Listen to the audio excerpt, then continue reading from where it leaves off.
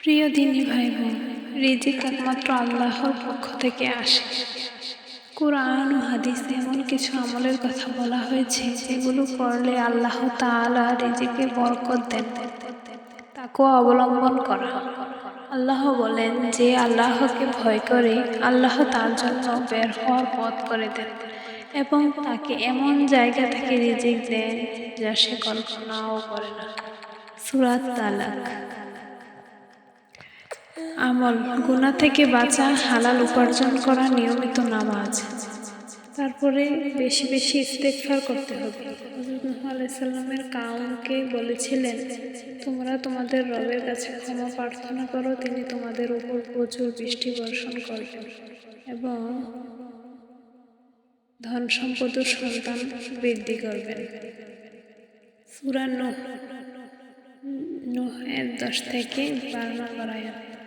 আমল হলো প্রতিদিন অন্তত 100 বার পড়তে হবে আস্তাগফিরুল্লাহ রাব্বি মিন কুল্লি যামবি ওয়া আতুবু ইলাইহি। আত্মীয়তার সম্পর্ক বজায় রাখা।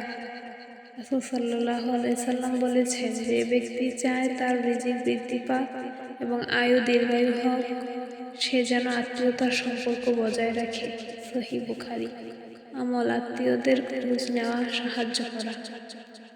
তারপরে দান সদকা করতে হবে। আল্লাহ বলেন, তোমরা যা কিছু ব্যয় করো তিনি তার পরিবর্তে আরো দেন। সূরা সাবা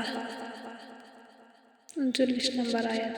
আমল, সামর্থ্য অনুযায়ী নিয়মিত দান করা, ইভেন অল্প হলেও। ফজরের পর দোয়া। রাসূল সাল্লাল্লাহু আলাইহি ওয়াসাল্লাম দোয়া করতেন, হে আল্লাহ, আমার উম্মতের সকালবেলায় বরকত দিন। অতএব সকালবেলায় আমাদেরকে কাজের জন্য বেরিয়ে যেতে হবে। ফজরের পর কাজ শুরু করতে হবে।